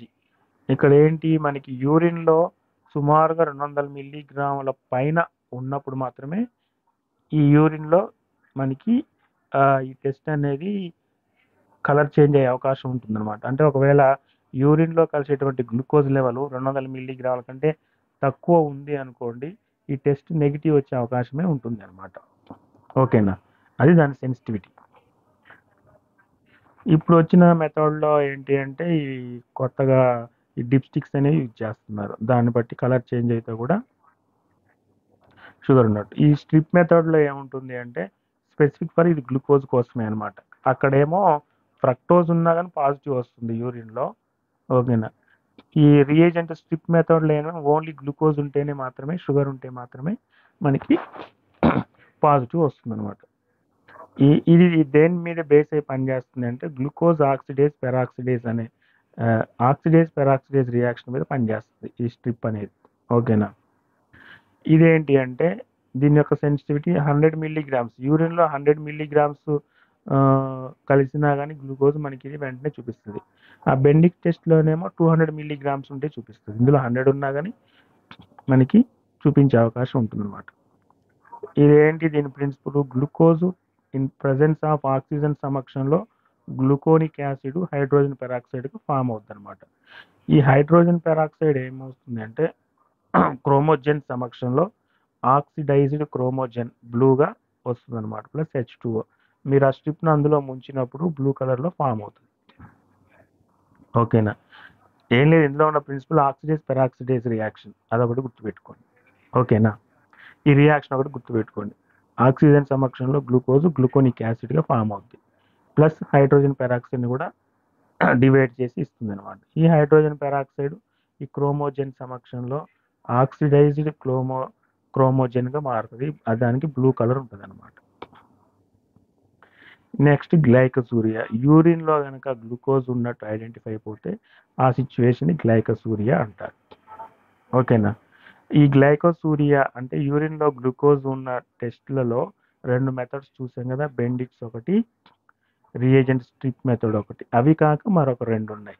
Away failings అనే సైంటిస్ట్ తీసుకొచ్చిన ఫెయిలింగ్స్ మెథడ్, ఇంకోటి ఓసోజోన్ టెస్ట్. ఇవి కూడా గుర్తుపెట్టుకోండి మీరు. ఓకేనా, మొత్తం గ్లూకోజ్ ఎస్టిమేషన్లో యూరిన్లో 4 వచ్చాయి. రియేజెంట్ స్ట్రిప్ మెథడ్ ఒకటి, ఫెయిలింగ్స్ మెథడ్ ఒకటి, ఓసోజోన్ ఒకటి, బెండిక్స్ ఒకటి. మరి ఎటువంటి సిచ్యువేషన్లో యూరిన్లో మనకి గ్లూకోజ్ అనేది కలుస్తుంది అంటే మెయిన్గా హైపర్ గ్లైసేమియా. హైపర్ అంటే చెప్పుకున్నాం కదా, ఎక్కువ గ్లూకోజ్ కనుక ఐడెంటిఫై అయితే, అంటే కలర్ బెండిక్స్ చేస్తే బ్రిక్ రెడ్ దాకా వచ్చింది అనుకో, హైపర్ సిచ్యువేషన్ అనమాట. అది ఎందులో? షుగర్ డయాబెటిక్స్లో ఒకటన, యాక్రోమెగాలీలో, కుషన్స్ డిసీజ్ అని ఒకటి ఉంటుంది అందులో. ఓకేనా, హైపర్ థైరాయిడిజంలో కూడా. ఓకేనా, థైరాయిడ్ టెస్ట్ చేసినప్పుడు ఈ T3 T4 TSH లెవెల్స్ ఉంటాయిగా, ఆ హైపర్ థైరాయిడిజం అంటే వాటి యొక్క లెవెల్స్ ఎక్కువగా ఉన్నప్పుడు ఈ హైపర్ థైరాయిడిజం సిచ్యువేషన్లో కూడా మనకి యూరిన్ అనేది గ్లూకోజ్ని బయటికి పంపిస్తుంది, యూరిన్లో గ్లూకోజ్ కరిగి ఉంటుంది. కొన్ని రకాల కార్టికోసైడ్స్ డ్రగ్స్ తీసుకున్న సిచ్యువేషన్లో కూడా గ్లూకోజ్ అనేది మనకి యూరిన్లో కనిపిస్తుంది. ఈ glycosuria without hyperglycaemia, renal tubular disinfection. ఈ సిచ్యువేషన్లో ఏంటంటే యూరిన్లో గ్లూకోజ్ ఉంటుంది, కాకపోతే మరీ ఎక్కువైతే ఉండదు, హైపర్గా, వితౌట్. తర్వాత ఇది ఇంపార్టెంట్ బిట్, ఇది నోట్ చేసుకోండి మళ్ళీ. కీటోన్ బాడీస్ అని వేటిని అంటారు? ఓకేనా, ఈ కీటోన్ బాడీస్ వేటిని అంటారు? ఇవి 3 ఉంటాయి ketone bodies, 3 types: acetone, acetic acid, beta hydroxy butyric acid. ఈ మూడింటిని కలిపి కీటోన్ బాడీస్ అంటారు. పోయినసారి TSPSCలో ఈ బిట్ వచ్చింది. 4 ఇచ్చాడు, 4 రకాల కెమికల్ నేమ్స్ ఇచ్చి ఇందులో కీటోన్ బాడీస్ కానిది ఏది అని అడిగాడు. ఓకేనా, అప్పుడు మనకి ఈ 3 పేర్లు గుర్తుంటేనే ఆ కానిది ఏదో ఐడెంటిఫై చేయగలుగుతాం. కాబట్టి ఇది గుర్తుపెట్టుకోండి. Ketone bodies 3: acetone, acetic acid, beta hydroxy butyric acid. ఈ మూడింటిని కలిపి కీటోన్ బాడీస్ అంటారు. ఇవి ఎందులో వస్తాయంటే లిపిడ్ లేదా ఫ్యాట్ మెటబాలిజంలో ఎండ్ ప్రోడక్ట్స్లో వస్తాయి అన్నమాట. కీటోన్ బాడీస్ని ఐడెంటిఫై చేయడానికి మనం చేసే టెస్ట్ రోథరాస్ టెస్ట్. ఇది ఇంపార్టెంట్ బిట్. రోథరాస్ టెస్ట్ వేటిని ఐడెంటిఫై కోసం వాడతారు అంటే కీటోన్ బాడీస్ని. దీంట్లో ఉన్న ప్రిన్సిపల్ ఏంటి అంటే ఎసిటోను మరియు ఎసిటోఎస్టిక్ యాసిడ్ అనేవి sodium nitroprusside in the presence of alkaline సమక్షంలో సోడియం నైట్రోప్రూసైడ్తో రియాక్షన్ చెంది పర్పుల్ కలర్ ఇస్తుందన్నమాట మనకి. ఓకేనా. యూరిన్లో కనుక కీటోన్ బాడీస్ ఈ రెండు కూడా ఎసిటిక్ యాసిడ్ కీటోన్ బాడీస్ అనుకున్నాం కదా, ఇవి సోడియం నైట్రోప్రూసైడ్ అనేటువంటి కెమికల్ సమక్షంలో దాంతో రియాక్షన్ చెంది పర్పుల్ కలర్ని ఇస్తాయి. అదే ప్రిన్సిపల్. ఇంకా మెథడ్ ఏం చేస్తాము, ఒక 5 ml యూరిన్ తీసుకుంటాం టెస్ట్ ట్యూబ్లో. ఓకేనా. దాన్ని శాచురేట్ చేస్తాం, అమ్మోనియం సల్ఫేట్ కలిపి మిక్స్ చేస్తాం అనమాట. దాంట్లో శాచురేషన్ చేసేసి దానికి ఏం చేస్తాము, సోడియం నైట్రోప్రూసైడ్ క్రిస్టల్స్ రూపంలో ఉంటుందన్నమాట. ఓకేనా. క్రిస్టల్స్ రూపంలో ఉన్నటువంటి ఈ సోడియం నైట్రోప్రూసైడ్ని ఓకేనా స్లోగా కొంచెం ఇన్క్లైన్ పొజిషన్లో ఉంచి టెస్ట్ ట్యూబ్ దానికి స్లోగా మనము ఈ అమోనియాని కలుపుకుంటూ వచ్చామనుకో, దాని మధ్యలో దాని గోడ చుట్టూ రౌండ్గా ఒక పర్పుల్ కలర్ రింగ్ అనేది ఫామ్ అవుద్ది ఆ జంక్షన్లో. ఓకేనా. సో ఫస్ట్ మనం ఏం చేసుకుంటాము, యూరిన్ తీసుకుంటాము, దానికి అమోనియం సల్ఫేట్ తోటి మిక్స్ చేస్తాము. తర్వాత ఏం కలుపుతాము, క్రిస్టల్స్ రూపంలో ఉన్నటువంటి సోడియం నైట్రోప్రూసైడ్ని అది కలుపుతాము. ఓకేనా. కలిపిన తర్వాత ఆ టెస్ట్ ట్యూబ్ని కొంచెం ఇన్క్లైన్ పొజిషన్లో వంచి దాని గోడ మీదుగా అమోనియాని కొంచెం లిక్విడ్ స్టేజ్లో ఉన్న అమోనియాని పోస్తాం అనమాట. పోసినప్పుడు ఒక జంక్షన్ ఫామ్ అవుద్ది, పైన ఒకటి కింద ఒకటి, మధ్యలో పర్పుల్ కలర్ రింగ్ ఫామ్ అవుద్ది అనమాట. ఓకేనా. ఆ పర్పుల్ కలర్ రింగ్ ఉందంటే యూరిన్లో కీటోన్ బాడీస్ ఉన్నట్టే. ఓకే. అప్పుడు ఆ టెస్ట్ పాజిటివ్ అన్నట్టు. మనం రోథరాస్ టెస్ట్తో పాటు కీటోన్ బాడీస్ని ఐడెంటిఫై చేయడానికి ఇంకా 4 రకాల టెస్ట్ చేయొచ్చు. ఓకేనా. ఎసి టెస్ట్, టాబ్లెట్ టెస్ట్ ఒకటి, ఫెర్రిక్ క్లోరైడ్ టెస్ట్. ఓకేనా. ఈ సైంటిస్టుల నేమ్ గుర్తుపెట్టుకోండి మీరు, గెన్హార్ట్స్ టెస్ట్. ఓకేనా. తర్వాత రియేజెంట్ స్ట్రిప్ మెథడ్లో కూడా మనం ఇది చేస్తాం. ఇంకోటి horse test for beta hydroxy butyric acid. అక్కడ 2 వచ్చినాయి, ఇక మూడోది బీటా హైడ్రాక్సీ బ్యూటరిక్ యాసిడ్ ఏమో ఇక్కడ వచ్చిందనమాట.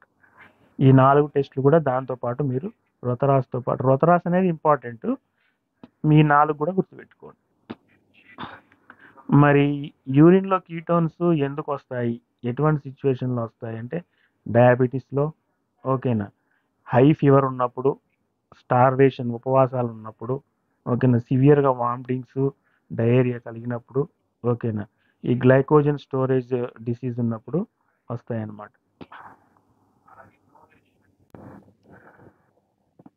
నెక్స్ట్ వచ్చేసి బిలిరూబిన్. ఇది కూడా ఇంపార్టెంట్ టెస్ట్ అనమాట. ఈ బిలిరూబిన్ కోసం మనం యూరిన్లో బిలిరూబిన్ వచ్చిందా లేదా అని ఐడెంటిఫై కామెరా టెస్ట్లో చేస్తారు. జాండీస్లో బిలిరూబిన్ టెస్ట్ చేస్తారు. ఈ బిలిరూబిన్ చేసేటువంటి టెస్ట్కి నేమ్ ఏంటంటే ఫోచెట్స్. ఈ ఫోచెట్స్ టెస్ట్ అనేది బిలిరూబిన్ ఐడెంటిఫికేషన్ కోసం యూరిన్ అనాలిసిస్లో చేస్తారు. ప్రొసీజర్ ఏముంటుందంటే ఒక 5 ml యూరిన్ తీసుకుంటారు, దానికి 2.5 ml 10% బేరియం క్లోరైడ్ వేసేసి బాగా టెస్ట్ ట్యూబ్లో మిక్స్ చేస్తారు. బేరియం క్లోరైడ్ తోటి ఈ 2.5 ml బేరియం క్లోరైడ్ తోటి 5 ml యూరిన్ టెస్ట్ ట్యూబ్లో తీసుకొని బాగా మిక్స్ చేస్తారు. తర్వాత దాన్ని ఏం చేస్తారంటే ఫిల్టర్ చేస్తారు. ఫిల్టర్ చేసిన తర్వాత దానిపైన ఒక ప్రెసిపిటేట్ వస్తుంది ఆ ఫిల్టర్ పేపర్ మీద. ఆ ప్రెసిపిటేట్కి ఏం చేస్తారంటే ఒక 1 డ్రాప్ ఫోచెట్స్ రియేజెంట్ ఉంటుంది, దాన్ని కలుపుతారనమాట. కలిపిన తర్వాత ఏమవుద్దంటే మీకు ఆ ప్రెసిపిటేట్ బ్లూ గ్రీన్ కలర్లోకి మారిపోద్ది అనమాట. అలా బ్లూ గ్రీన్ కలర్కి వచ్చింది అంటే టెస్ట్ పాజిటివ్ అన్నట్టు, అంటే ఆ యూరిన్లో బిలిరూబిన్ అనేది ఉంది అని అర్థం అనమాట. ఇందులో ఉన్న ప్రిన్సిపల్స్ ఏంటి అంటే ఈ బిలిరూబిన్ ఏం చేస్తుంది, adsorbs to the barium chloride and results in green color formation when Faucher's reagent is added. ఈ బిలిరూబిన్ అనేది బేరియం క్లోరైడ్ తోటి రియాక్షన్ చెంది మనం ఎప్పుడైతే ఫోచెట్స్ కలుపుతామో గ్రీన్ కలర్ కాంప్లెక్స్ని ఇస్తుంది. అదే ప్రిన్సిపల్. ఏ సిచ్యువేషన్లో బిలిరూబిన్ అనేది యూరిన్లోంచి బయటకు వస్తుంది అంటే లివర్ డిసీజెస్లో, ఓకేనా.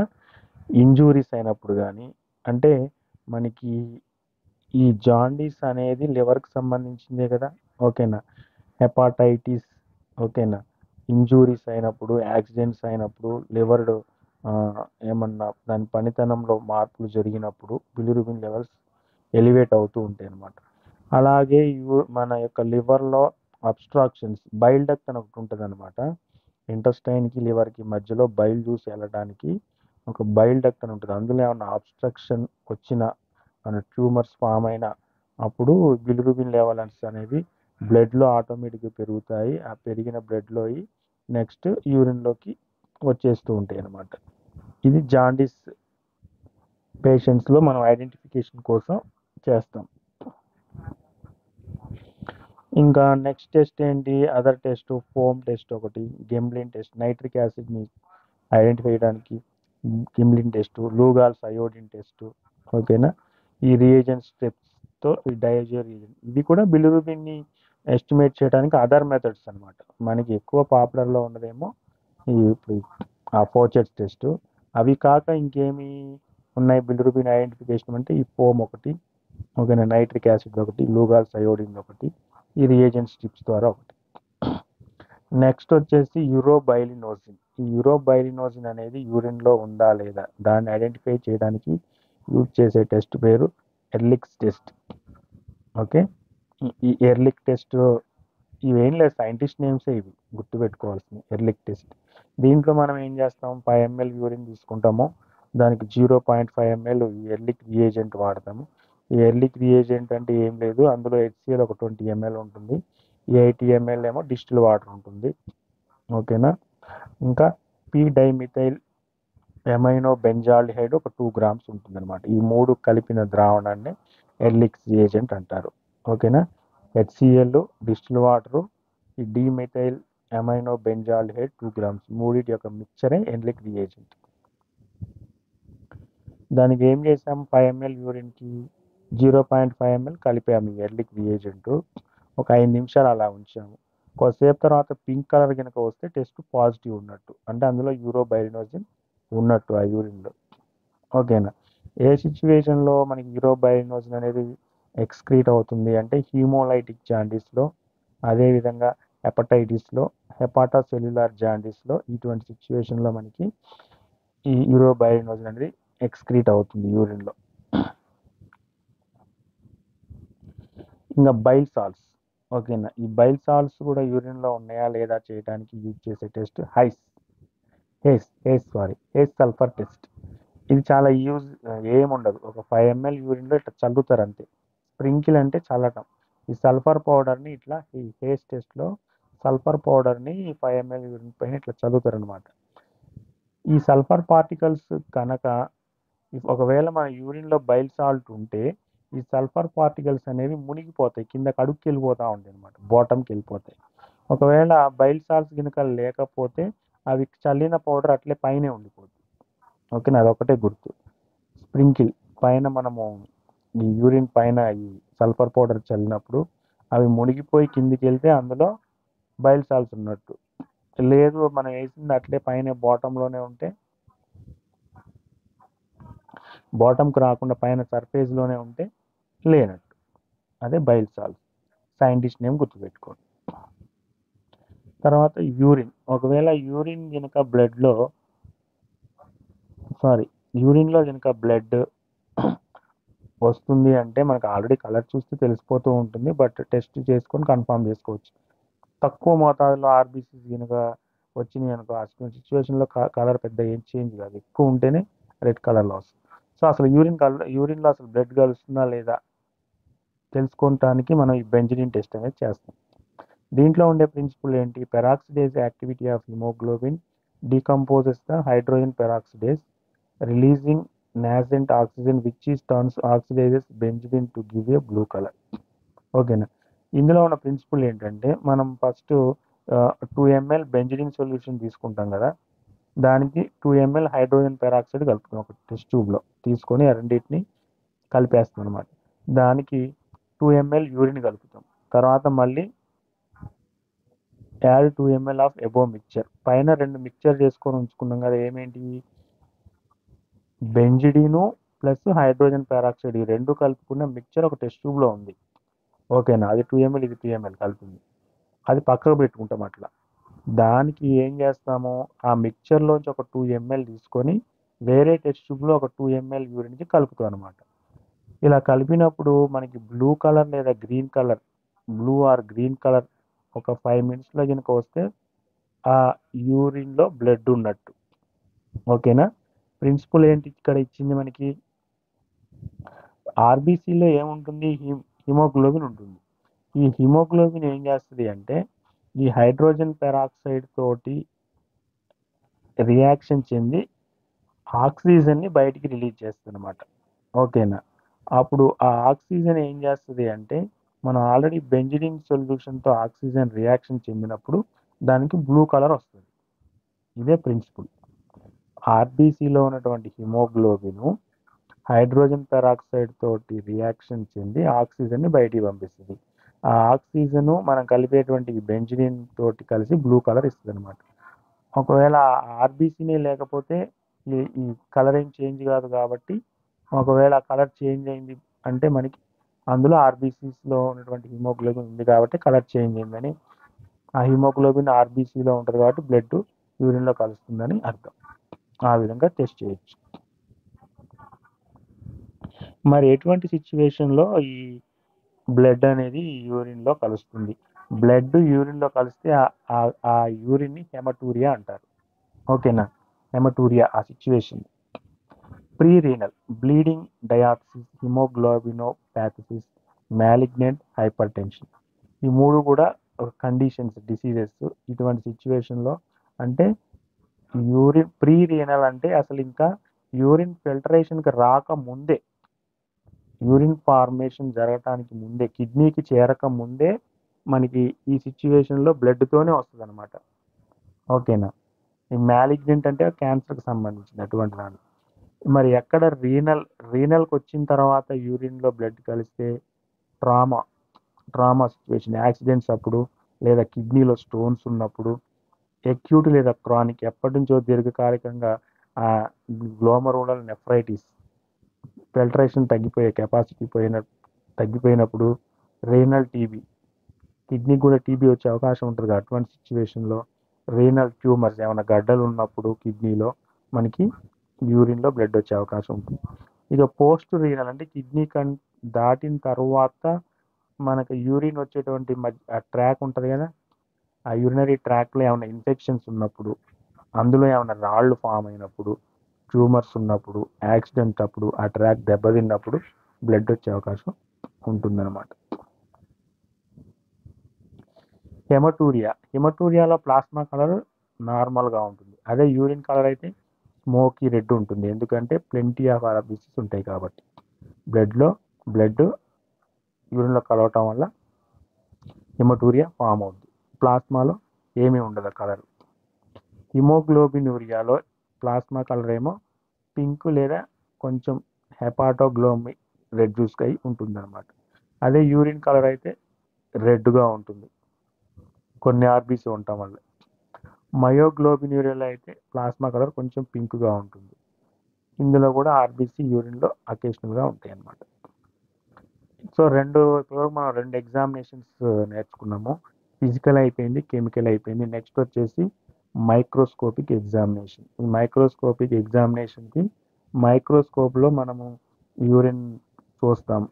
ఏం చేస్తాము, యూరిన్ని ఫస్ట్ మనము వెల్ మిక్స్డ్ శాంపిల్, ఒక యూరిన్ ఒక 12 ml వరకు తీసేసుకొని సెంట్రిఫ్యూజ్ మిషన్లో ఒక 5 నిమిషాలు 1500 RPM వద్ద తిప్పుతాం. ఓకేనా, 1500 RPM వద్ద. RPM అంటే తెలుసుగా, సెంట్రిఫ్యూజ్లో రెవల్యూషన్స్ పర్ మినిట్, ఎన్ని రౌండ్లు వేస్తుంది ఒక నిమిషంలో, అది చుట్టూ ఎన్ని రౌండ్లు వేస్తుందో అది RPM అంటారు. ఓకే, 5 minutes మనం 1500 RPM వద్ద సెంట్రిఫ్యూజ్లో చుట్టూ అందులో మనం ఆన్ చేసిన తర్వాత 5 మినిట్స్ తర్వాత ఆ ట్యూబ్‌ని తీసుకుంటే ఏమైద్ది, పైన ఉన్నటువంటి లిక్విడ్ పార్ట్‌ని సూపర్నెంట్ అంటారు. ఓకేనా? దాన్ని అంతా డిస్కార్డ్ చేస్తాం. లాస్ట్‌లో ఎండ్‌లో ఒక డ్రాప్ ఉంచుతామనమాట బాటమ్‌లో. దాన్ని మనం అక్కడ ఏముంటుంది, సెడిమెంట్ ఉంటుంది. అంటే ఇట్లా మనం స్పీడ్‌గా తిప్పటం వల్ల యూరిన్‌లో ఉన్నటువంటి ఎలిమెంట్స్, ఏ పదార్థాలు ఉన్నా గాని అయన్నీ వచ్చి అడుక్కు చేరతాయనమాట. అందుకే అది కొంచెం థిక్‌గా ఉంటుంది. దాన్ని సెడిమెంట్ ఉంటుంది కాబట్టి థిక్‌గా ఉంటుందన్నమాట. పైనున్న సూపర్నెంట్ ఫిల్మ్ తీసేసి, ఆ సెడిమెంట్‌ని మనం ఎక్కడేస్తామో ఒక క్లీన్‌గా తుడిచినటువంటి గ్లాస్ స్లైడ్ మీద ఏసేసి దానిపైన కవర్ స్లిప్‌తో కవర్ చేస్తాం. దీన్ని తీసుకెళ్ళి మైక్రోస్కోప్‌లో పెట్టి హై పవర్ యూజ్ చేసేసి హై పవర్‌లో మైక్రోస్కోప్‌లో ఎగ్జామినేషన్ చేస్తాం. అందులో మనకి దీన్నే మైక్రోస్కోపిక్ ఎగ్జామినేషన్ అంటారు. అందులో ఏమేమి కనపడతాయి అనేది చూద్దాం. జనరల్‌గా ఏముంటాయి అంటే మనం మైక్రోస్కోప్ చూసినప్పుడు కొన్ని ఎపిథీలియల్ సెల్స్ ఉంటాయి. ఆర్‌బీసీ ఉంటాయి. క్రిస్టల్స్ ఇట్లా అనేవి కనబడుతూ ఉంటాయన్నమాట. కాస్ట్లు, క్రిస్టల్స్. ఇగో ఇక్కడ ఇచ్చారు మనకి. ఎపిథీలియల్ సెల్స్ ఎలా ఉంటుంది. స్క్వామస్ ఎపిథీలియల్ సెల్స్ ఏమో ఇలా ఉంటాయి. ఓకేనా? ట్రాన్సిస్టల్ సెల్ అలా ఉంటుంది. ఓకేనా? ట్యూబులార్ ఎపిథీలియల్ సెల్స్ ఏమో ఇలా ఉంటాయి. ఈ బొమ్మలు కూడా చూసుకోండి. ఎందుకంటే పోయినసారి బొమ్మ ఇచ్చాడు. బొమ్మ ఇచ్చి అదేంటో ఐడెంటిఫై చేయమన్నాడు. అంటే ఈ ఈ ఈ ఈ బొమ్మ ఇవ్వలేదు. ఒక ఇన్స్ట్రుమెంట్ బొమ్మ ఇచ్చి అది చూడమన్నాడు. ఏదైనా ఇవ్వచ్చుగా, చెప్పలేంగా. కాబట్టి వాటి స్ట్రక్చర్ కూడా గుర్తుపెట్టుకోండి. ఎపిథీలియల్ సెల్స్ ఎలా ఉంటాయి ఏంటి. రెడ్ బ్లడ్ సెల్స్ ఈజీ గుర్తుపట్టదు, కానీ డంబెల్ షేప్లో ఉంటాయి. ఒకదాని మీద ఒకటి ఎక్కువ ఉంటాయి, దొంతలు దొంతలు కాబట్టి గుర్తుపట్టవచ్చు. ఓకేనా? ఆర్బీసీ చూడండి, యారో మార్క్ ఉంది. తర్వాత white blood cells nothing but pus cells అన్నా ఇవన్నా దాదాపు సేమ్ ఒకటే. ఓకేనా? వాటిని గుర్తుపట్టవచ్చు ఈజీగా. తర్వాత క్రిస్టల్స్ అనేవి వస్తూ ఉంటాయి యూరిన్లో. ఓకేనా? ఎసిడిక్ యూరిన్లో ఎటువంటి క్రిస్టల్స్ ఉంటాయి, ఆల్కలైన్ యూరిన్లో ఎటువంటి క్రిస్టల్స్ ఉంటాయి. వాళ్ళు క్రిస్టల్స్ అని ఇచ్చేసి అది ఎసిడిక్యా ఆల్కలైన్ అడిగే అవకాశం కూడా ఉంటుంది కదా. ఓకేనా? ఎసిడిక్లో uric acid crystals, calcium oxalate crystals envelope కవర్లో ఉంటాయి. మెరుస్తూ ఉంటాయి, ఈజీ గుర్తుపట్టవచ్చు యూరిన్లో. ఓకేనా? సిస్టిన్, ల్యూసిన్ ఇవన్నీ అమైనో యాసిడ్స్. ఓకేనా? సిస్టిన్, ల్యూసిన్ అనేవి ప్రోటీన్ మెటబాలిజంలో వస్తుంది మీకు. ఇవి అమైనో యాసిడ్స్ అనమాట. ఇవి ఎసిడిక్ యూరిన్లో ఉంటాయి. మరి ఆల్కలీన్ యూరిన్లో ఎటువంటి క్రిస్టల్స్ ఉంటాయి? Ammonium, magnesium phosphates, triple phosphate crystals, calcium carbonate crystals ఇవి ఆల్కలీన్లో ఉంటాయి అన్నమాట. ఇవన్నీ మీరు ఈజీగా గుర్తుపడతారు మైక్రోస్కోప్లో. మెరుస్తూ ఉంటాయి యాన్వలప్ కవర్లో. ఇది calcium oxalate, calcium plus oxalate, calcium oxalate crystals. Okay, easy గుర్తుపడతారు. ఇవి ట్రిపుల్ ఫాస్ఫేట్ క్రిస్టల్స్. ఓకేనా? ట్రిపుల్ ఫాస్ఫేట్ క్రిస్టల్స్ యాన్వలప్ ఈ రెండు దాదాపు కొంచెం తేడా, ఇవి బారు ఉంటాయి. ఓకేనా? అవేమో మనకి ఎలా ఉంటాయంటే చతురస్రాకారంలో ఉంటాయి. ఇవేమో కొంచెం రెక్టాంగిల్లో ఉంటాయి, చతురస్రాకారంలో ఉంటాయి అన్నమాట. ఇవి కూడా మెరుస్తూనే ఉంటాయి. తర్వాత యూరేట్ క్రిస్టల్స్ ఇవి. ఓకేనా? ఇవి కూడా కనబడుతూనే ఉంటాయి, ఈజీగా గుర్తుపట్టవచ్చు. యూరేట్. తర్వాత ఇవి చీపురు కట్టలాగా ఉండేవి ల్యూసిన్. ఓకేనా? మీరు చూస్తూ ఉన్నప్పుడు మైక్రోస్కోప్లో చాలాసార్లు ఇలాంటివి కనబడుతూ ఉంటాయి. కాకపోతే కొన్ని కొన్ని మనకి పేర్లు గుర్తుండవు. మళ్ళీ ఇప్పుడు ఒకసారి ఈ బొమ్మలు చూసి రీకలెక్ట్ అవుతూ ఉంటాయి అనమాట. ఈ ల్యూసిన్ క్రిస్టల్స్ అనమాట. ఇవి అమైనో యాసిడ్ ల్యూసిన్ అనేది చీపురు కట్ట ఆకారంలో ఉంటాయి. ఇంకా ఇవి సిస్టిన్ క్రిస్టల్స్. రెండు రెండు కలిపి 10 వేసల బిళ్ళలు అతుక్కున్నట్టు ఉంటాయి. ఓకేనా? ఇవి సిస్టిన్ క్రిస్టల్స్. నెక్స్ట్ ఇగో అమోనియం బయోరేట్ క్రిస్టల్స్ ఇలాంటి బ్రౌన్ కలర్లో ఉంటాయి. ఓకేనా? ఎలా ఉంటాయంటే కొంచెం కొన్ని కొన్ని కాక్రోచ్ టైప్లో, కొన్ని కొన్ని ఏమో మన అల్లం ఉంటుంది కదా అట్లా ఉంటాయి థిక్గా. నెక్స్ట్ కొలెస్ట్రాల్ క్రిస్టల్స్ ఇవి. ఓకేనా? మిర్రర్ టైప్లో ఉండేవి కొలెస్ట్రాల్ క్రిస్టల్స్, పెద్ద పెద్దగా ఉంటాయి ఇవి. ఓకేనా? నెక్స్ట్ కాస్ట్ కూడా ఉంటాయి, పొడుగు గొట్టాల్లాగా కనబడుతూ ఉంటాయి. వాటిని కాస్ట్లు అంటారు అనమాట. ఈ యురేనీ కాస్ట్ అనేవి ఏంటి, సిలిండ్రికల్ షేప్లో ఉంటాయి. ఓకేనా? బారుగా ఉంటాయి ఇవి. ఇవి ఎక్కడి నుంచి ఫామ్ అవుతాయి అంటే డిస్టల్ నెఫ్రాన్ ఉంటుంది మీకు. కిడ్నీ స్ట్రక్చర్ వచ్చినప్పుడు అందులో నెఫ్రాన్స్ అనే యూనిట్స్ ఉంటాయి అనమాట, కప్పు ఆకారంలో కిడ్నీలో. అక్కడి నుంచి ఫామ్ అవుతాయి అనమాట ఇవి. ఓకేనా? అక్కడి నుంచి ఫామ్ అయిపోయి యూరినరీ ట్రాక్ ద్వారా కాస్ట్ రూపంలో బయటకు వస్తాయి అనమాట. ఇవి గినక ఒకవేళ మనకి ఈ కాస్ట్లు అనేవి కనబడుతున్నాయి అంటే కిడ్నీ డిసీజ్ ఉన్నట్టు మనం సస్పెక్ట్ చేయొచ్చు. ఓకేనా?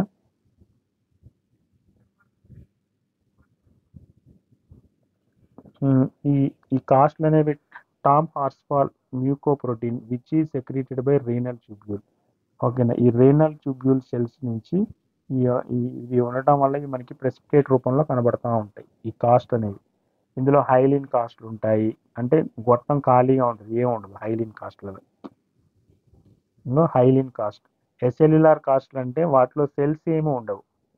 సెల్యులార్ కాస్ట్లో సెల్స్ ఉంటాయి, ఏ సెల్స్ ఉంటే ఆ సెల్ కాస్ట్తో పిలుస్తారు. రెడ్ సెల్స్ తోటి కాస్ట్ ఫామ్ అయిందంటే గొట్టం లాగా, అది red cell cast. White blood cells pus cells లాగా ఫామ్ అవుతాయి, అది వైట్ సెల్ కాస్ట్. ఇప్థీలియల్ సెల్స్తో ఫామ్ అయితే ఇప్థీలియల్ సెల్ కాస్ట్ అంటారు. ఈ సెల్ లోపల ఎటువంటి సెల్స్ లేకపోతే హైలిన్ కాస్ట్ అని, గ్రాన్యులర్ కాస్ట్ అని, వ్యాక్సీ కాస్ట్ అని, ఫ్యాటీ కాస్ట్ అని, పిగ్మెంట్ కాస్ట్ అని, క్రిస్టల్ కాస్ట్ అని వివిధ రకాల పేర్లతో పిలుస్తాం అనమాట. ఈ హైలిన్ కాస్ట్ అనేది ఏంటంటే మోస్ట్ కామన్ టైప్ ఇవి. ఓకేనా, ఎక్కువ కనపడతా ఉంటాయి.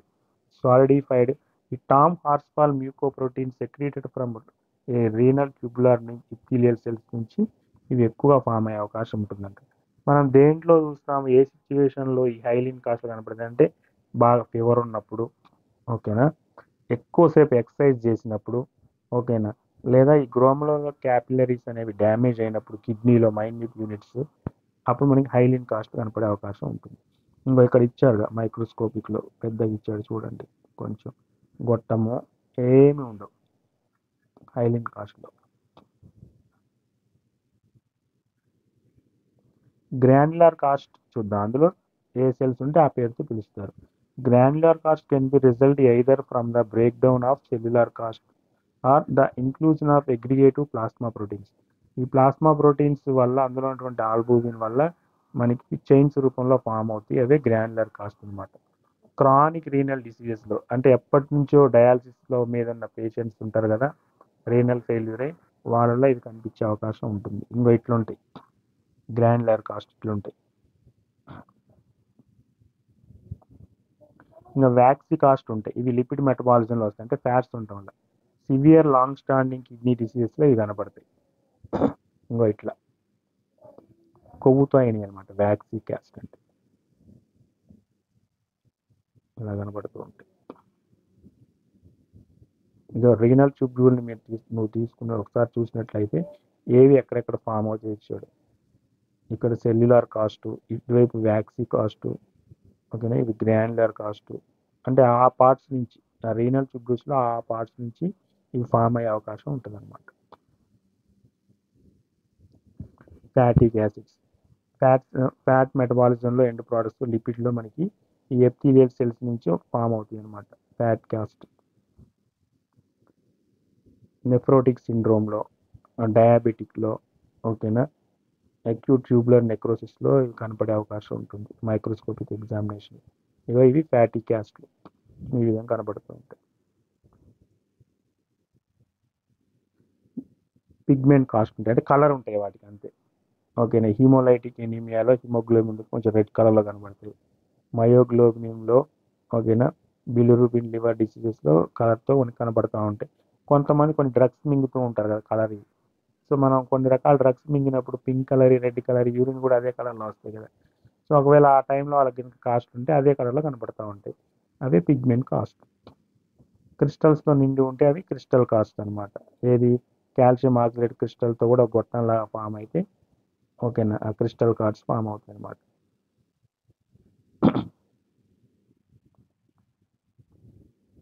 గ్లోమరుల్ డ్యామేజ్ అయినప్పుడు రెడ్ బ్లడ్ సెల్స్ తోటి మనకి కాస్ట్ కనపడే అవకాశం ఉంటుంది అనమాట.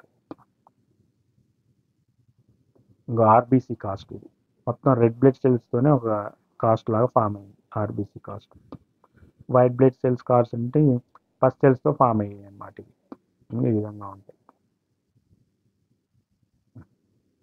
ల్యూకోసైడ్స్ ఉంటే ల్యూకోసైడ్ కాస్ట్, ఇప్థీలియల్ సెల్స్ కనుక ఉంటే అందులో ఇప్థీలియల్ కాస్ట్ అంటారనమాట. అన్నీ కూడా అంతే, కిడ్నీ డిసీజెస్లోనే, కిడ్నీ ఏమైనా డ్యామేజ్ అయినప్పుడు, ఓకేనా, అందులో ఏమైనా అబ్స్ట్రాక్షన్ ఉన్నప్పుడు, దాని పనితీరు మందగించినప్పుడు, ఓకేనా, ఇవన్నీ ఫామ్ అవుతూ ఉంటాయి అన్నమాట. అందుకే ఎక్కువ వాటర్ తాగుతూ ఉండాలి మనం, ఎక్కువ వాటర్ తాగుతుంటే ఇవన్నీ కొట్టుకొని వెళ్ళిపోతూ ఉంటాయి. Tubular epithelial cells. బ్యాక్టీరియా, యూరిన్లో కనుక బ్యాక్టీరియా కూడా మనకి కదులుతూ ఉంటాయి, కనిపిస్తూ ఉంటాయి, చూసే ఉంటారు మీరు చాలాసార్లు. ఈ విధంగా కనబడతాయి అన్నమాట. బ్యాక్ ఇది మైక్రోఫైల్ ఏరియా, చాలా తక్కువ సందర్భాల్లో కనబడుతుంది. యాక్చువల్గా మైక్రోఫైల్ ఏరియా బ్లడ్లోనే నైట్ పూట బ్లడ్ శాంపిల్ తీసి చేస్తారు కదా, మీకు పారాసైట్స్ వచ్చినప్పుడు అక్కడ వస్తుంది ఇది, ఈ మైక్రోఫైల్ ఏరియా గురించి. Trichomonas vaginalis TV, Trichomonas vaginalis female urine collection శాంపిల్స్లో ఎక్కువ ఇవి కనబడుతూ ఉంటాయి. TV, trichomonas. షిప్టోసోమా హెమటోబియం, ఓకేనా, ఇది కూడా బ్యాక్టీరియా అని, పారాసైట్ ఒకటి, పారాసైట్ ఇది షిప్టోసోమా హెమటోబియం. ఇంకా స్పెర్మటోజువా మీకు తెలిసిందే, మేల్ యూరిన్ శాంపిల్ కలెక్షన్లో అప్పుడప్పుడు కనిపిస్తూ ఉంటాయి. స్పెర్మటోజువా. టీవీ, ట్రైకోమోనాస్ వెజినిలిస్ ఏమో ఎక్కువ ఫీమేల్ యూరిన్ శాంపిల్లో కనిపిస్తూ ఉంటాయి, ఓకేనా. స్పెర్మటోజువా ఏమో మేల్ శాంపిల్ కలెక్షన్లో కనపడుతూ ఉంటాయి. ఫ్యాట్, కొన్ని ఫ్యాటీ యాసిడ్ ఓవెల్ షేప్లో కనబడుతూ ఉంటాయి. ఈ బొమ్మలు గుర్తుపెట్టుకోండి జస్ట్ అంతే, అదేంటి అని అడిగితే గుర్తుపెట్టుకొని చూపించడానికి. ఈస్ట్ సెల్స్ మోస్ట్ కామన్గా కనబడుతూ ఉంటాయి, ఈస్ట్ సెల్స్, ఇది గుర్తుపెట్టుకోండి సరిపోతుంది. ఇప్పుడు చాలా యూరిన్ డిప్స్టిక్స్ వచ్చినాయి కదా ఈ లేటెస్ట్ టెక్నాలజీలో.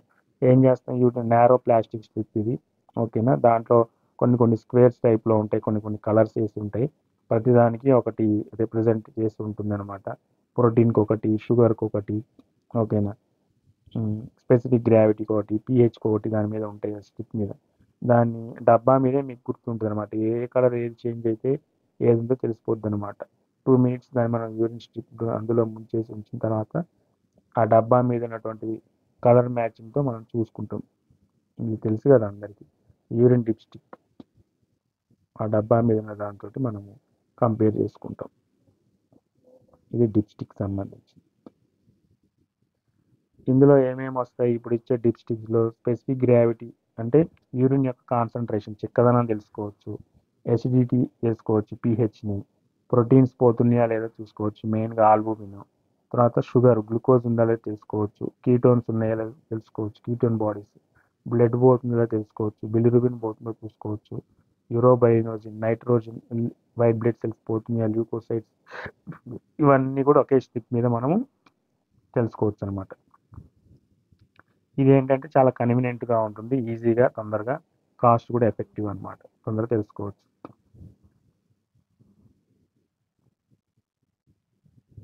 కాకపోతే దీంట్లో డిసడ్వాంటేజ్ ఏంటంటే మాన్యువల్గా చేసినంత యాక్యురేట్ కాదనమాట, సెన్సిటివ్ తక్కువ, లిమిటెడ్ ఇన్ఫర్మేషనే వస్తుంది.